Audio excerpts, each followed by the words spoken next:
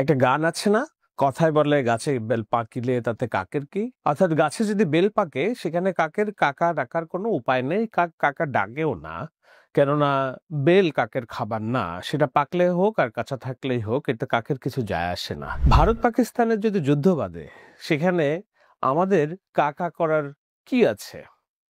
ভারত পাকিস্তানের যুদ্ধ কি আমাদের খাওয়ার বিষয়, নাকি আমাদের জড়ানোর বিষয়, নাকি আমাদের ভাববার বিষয়? যদি না সীমান্তে আমাদের কেউ আক্রমণ করে কিংবা সীমান্তে আমাদের উপর কেউ আঘাত করে, বাংলাদেশের এই সময়ে নতুন একটা যুদ্ধে জড়ানো কিংবা যুদ্ধের প্রস্তুতি নেওয়ার গল্প, এটা কি শুধুই কথার কথা, নাকি না এটার একটা সুদূর প্রসারী প্রভাব আছে? কেন আজকের এই আলোচনা করছি ডক্টর ইউনূস, বাংলাদেশের প্রধান উপদেষ্টা অন্তর্বর্তী সরকারের। তিনি সশস্ত্র বাহিনী দিবসে অংশগ্রহণ করে সেনাবাহিনীর উদ্দেশ্যে বক্তব্য দেওয়ার সময় বলেছেন যে চারিদিকে যুদ্ধের দামামা। আমি শান্তিপ্রিয় মানুষ, আমি যুদ্ধ চাই না, কিন্তু পরিস্থিতি যেরকম মনে হচ্ছে দু একদিনের মধ্যেই যুদ্ধ হবে, যুদ্ধ বেঁধে যেতে পারে, সত্যি হতে পারে, গুজবও হতে পারে। তেমন হলে আমাদের তো হাত গুটিয়ে বসে থাকার উপায় নেই, আমাদের প্রস্তুতি থাকতে হবে।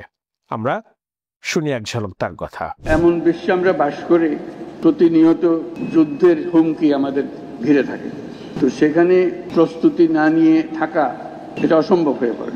আমি যখন আলোচনা করছি তার প্রায় 24 ঘন্টা আগে এই বক্তব্য তিনি দিয়েছেন। আমি এরই মধ্যে দেখেছি ইন্টারনেটে এবং নানান জায়গায় এটি দারুণভাবে মানুষ দেখছে এবং এটি একটি আগ্রহের কেন্দ্র সৃষ্টি হয়েছে।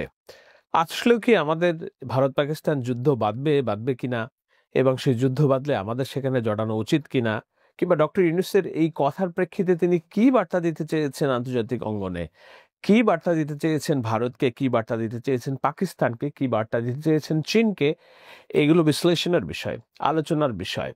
তার এই বার্তা একজন রাষ্ট্রপ্রধান হিসেবে তিনি দিতে পারেন কিনা তৃতীয় কোনো দেশ, যেই দেশে যুদ্ধের কোনো আঁচ কিংবা ছায়া লাগলেই আমাদের দারুণ ক্ষতি হয়ে যাওয়ার সম্ভাবনা আছে, সেই সমস্ত আকপাচ না ভেবে, কিংবা জাতীয় নিরাপত্তা উপদেষ্টা, জাত সেনাবাহিনীদের সাথে বৈঠক কিংবা নিরাপত্তা কাউন্সিল, উপদেষ্টা পরিষদের বৈঠকের সিদ্ধান্ত রাজনৈতিক দলের সাথে বসে করণীয়, এইগুলো সব ব্যতি রেখে তিনি একা একা একটা অনুষ্ঠানে গেলেন এবং বালখিল্যভাবে বলে ফেললেন যে আমাদের যুদ্ধের প্রস্তুতি লাগবে।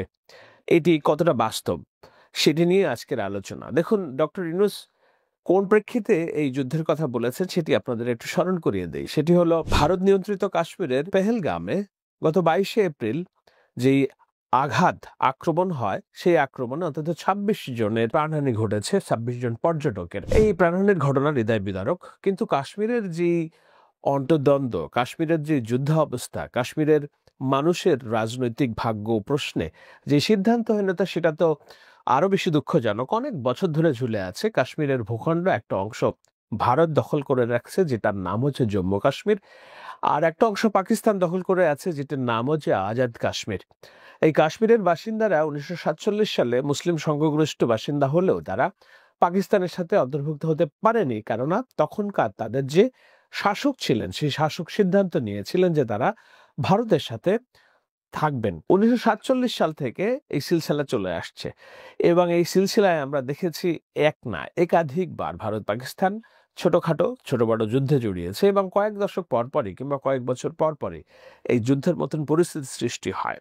এবারে পরিস্থিতি সৃষ্টি হলো। এর আগে আমি যতদূর মনে করতে পারি যে তাজমহল হোটেলে মুম্বাইয়ে যে আত্মঘাতী হামলা হয়েছিল, সেখানে যেসব প্রাণহানি ঘটেছিল, তার প্রেক্ষিতে একবার ভারত পাকিস্তানের বিরুদ্ধে একটা যুদ্ধের প্রস্তুতি এবং যুদ্ধ শুরু হয়েছিল। ইমরান খান যখন সরকারে ছিলেন তখন একবার ভারত পাকিস্তান একটা যুদ্ধ অবস্থায় পৌঁছায়।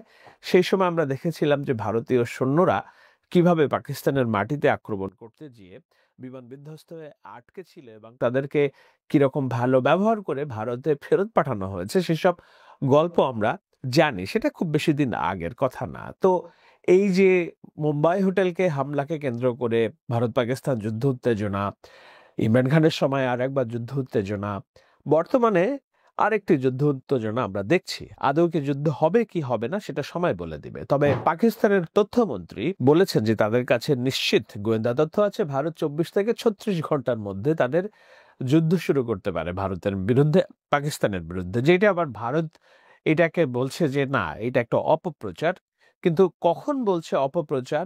অপপ্রচার বললেও আমরা দেখছি নরেন্দ্র মোদী ভারতের প্রধানমন্ত্রী, তিনি সেনাবাহিনী, নৌবাহিনী, বিমান বাহিনীর ৩ বাহিনী প্রধানদের সাথে রুদ্ধদ্বার বৈঠক করে নাকি নির্দেশনা দিয়েছেন যে ফ্রি হ্যান্ড, অর্থাৎ যুদ্ধ অবস্থা প্রশ্ন মোকাবেলায় যে কোনো সিদ্ধান্ত নেওয়ার ক্ষমতা সেনাবাহিনীর হাতের উপর ন্যস্ত করেছেন তিনি। তো স্বাভাবিক অর্থেই এটি একটি যুদ্ধ উন্মুখ পরিস্থিতি, যদিও সারা বিশ্বব্যাপী এই যুদ্ধকে নিয়ে কথাবার্তাকে ডিএসকেলেট করার, অর্থাৎ প্রমোশন করার, প্রশমিত করার আবেদন জানানো হচ্ছে। ভারতের এই যে অবস্থা, পাকিস্তানের অবস্থা, যুক্তরাষ্ট্রের পররাষ্ট্রমন্ত্রী মার্কো রুবিও টুইট করেছেন যে তিনি কথা বলেছেন ভারত এবং পাকিস্তানের সংশ্লিষ্ট দপ্তরের সাথে, আহ্বান জানিয়েছেন যে এটা ডিএসকেলেট করার জন্য। একই রকম আহ্বান জানিয়েছেন জাতিসংঘের মহাসচিব অ্যান্থনিও গুতেরেস, তিনি দুই পক্ষের সাথে কথা বলেছেন এবং এটাকে ডিএসকেলেট করার জন্য কথা বলেছেন। কেননা এটা যদি স্কেলেশন, অর্থাৎ এই উত্তেজনা, প্রধান উন্মাদনা যদি বাড়ে, তাহলে কোনো পক্ষের লাভ নেই। লাভ নেই এই কারণে যে ভারত এবং পাকিস্তান দুই দেশই পারমাণবিক শক্তিধর, শক্তি সম্পন্ন দুটি দেশ। এখন এই দুটি দেশ যদি ফুল স্কেল যুদ্ধে জড়িয়ে পড়ে, পারমাণবিক বোমার যদি ব্যবহার হয়, তাহলে কোটি মানুষের প্রাণহানি ঘটবে। কারণ আপনারা জানেন ভারত এবং পাকিস্তান উভয়ই হচ্ছে পৃথিবীর অন্যতম জনবহুল দেশ। সেই পারমাণবিক শক্তিধর দুটি দেশের মধ্যে যখন যুদ্ধ উন্মাদনা, সেই উন্মাদনায় একজন শান্তি পুরস্কারের মহান মানুষ আমাদের রাষ্ট্র পরিচালনা করছেন, ভুলে যাওয়ার উপায় নাই, অস্বীকার করার উপায় নাই। তিনি শান্তিতে নোবেল পুরস্কার প্রায়ই, তাকে বিশ্ব পরিমণ্ডলে অন্যরকম মর্যাদা দেওয়া হয়। বিশ্বের নামি দামি বিশ্ববিদ্যালয়ে তাকে ডেকে নিয়ে যাওয়া হয় তার বক্তৃতা শোনার জন্য। পৃথিবীর অনেক দেশে তার শান্তির মডেল কিভাবে কাজ করবে সেজন্য তার পরামর্শ চাওয়া হয়। মানুষ তার সাথে ছবি তোলে। বাংলাদেশের কথা বলছি না, বিদেশে যেখানেই যাবেন, বিশ্বে বাংলাদেশের অন্যতম গ্লোবাল বৃহৎ সেলিব্রিটি হিসেবে তিনি পরিচিত। তিনি শান্তির কথা বলবেন, প্রয়োজনে তিনি দুই দেশের দুই প্রধানমন্ত্রীকে ফোন দিবেন, কথা বলবেন যে না, যুদ্ধ এই অঞ্চলে শান্তি আনবে না, স্থিতিশীলতা আনবে না, যুদ্ধ ধ্বংস আনবে। সেটা না করে শান্তিতে নোবেলজয়ী ডক্টর মোহাম্মদ ইউনূস বাংলাদেশের সেনাবাহিনীকে বলছেন যুদ্ধের জন্য প্রস্তুতি থাকতে হবে।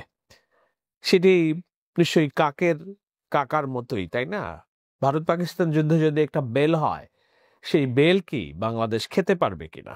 তো বাংলাদেশ যদি না খেতে পারে, বাংলাদেশের চালক হিসেবে ডক্টর ইউনূস কেন কাকা করছেন? অনেকেই খেপে যেতে পারেন এই প্রশ্নে যে না, যুদ্ধ যদি প্রতিবেশী দেশে বাধে, তাহলে যুদ্ধের প্রস্তুতি, অর্থাৎ যুদ্ধ মোকাবেলায় আমাদের উপর আঘাত আসলে আমাদের মোকাবেলার প্রস্তুতি তো জাতীয় গুরুত্বপূর্ণ বিষয়, জাতীয় নিরাপত্তার বিষয়। এটিকে আপনি উপেক্ষা করতে বলেন কিভাবে? আপনারা উপেক্ষা করেন কিভাবে?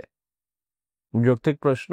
যুদ্ধ যদি বাধে পাকিস্তান এবং ভারতের মধ্যে, এবং বাংলাদেশ যদি সীমান্ত কোনোভাবে আক্রান্ত হয়, কোনো সীমান্ত, আমাদেরও কথা বলতে হবে। সেই কথা বলার জন্য যে বিষয়টা জানা দরকার, সেটা হলো আমরা যুদ্ধ করব কার সাথে, সেটার ফয়সালা হওয়া দরকার। ডক্টর মোহাম্মদ ইউনূস যখন বলছেন আমাদের যুদ্ধের প্রস্তুতি লাগবে, আমাদের প্রস্তুতি নিয়ে রাখতে হবে, তিনি কি বাংলাদেশের কোনো পক্ষের হয়ে যুদ্ধ জড়ানোর প্রস্তুতির কথা বলেছেন? বাংলাদেশ ভারত এবং পাকিস্তানের বিরুদ্ধে এই মুহূর্তে যুদ্ধ লাগলে ডক্টর ইউনূসের নেতৃত্বে সেনাবাহিনী কি সেই যুদ্ধে জড়াবে কিনা তার নির্দেশনায়? জড়ালে কার পক্ষ হয়ে যুদ্ধ জড়াবে? তারা কি ভারতের বিরুদ্ধে যুদ্ধ করবে না পাকিস্তানের বিরুদ্ধে যুদ্ধ করবে? ধরে নিলাম পাকিস্তান আমাদের সীমান্ত থেকে অনেক দূরে, পাকিস্তানের সাথে যুদ্ধ করার কোন রকম ইচ্ছা কিংবা কোন রকম সুযোগ নেই। তাহলে তো একটাই সুযোগ, সেটা হলো ভারতের বিরুদ্ধে যুদ্ধ করতে হবে। কিভাবে? ভারত যেহেতু পশ্চিম পাকিস্তানের ওই অংশে আক্রমণ করবে এবং আমাদের সীমান্তে যদি কোনো আঘাত আসে, কিংবা আমরা যদি এই যুদ্ধে জড়াতে চাই, বাংলাদেশের সেনাবাহিনীকে প্রস্তুত রাখার কথা বলছে, তাহলে যুদ্ধটা তো ভারতের সাথেই হবে।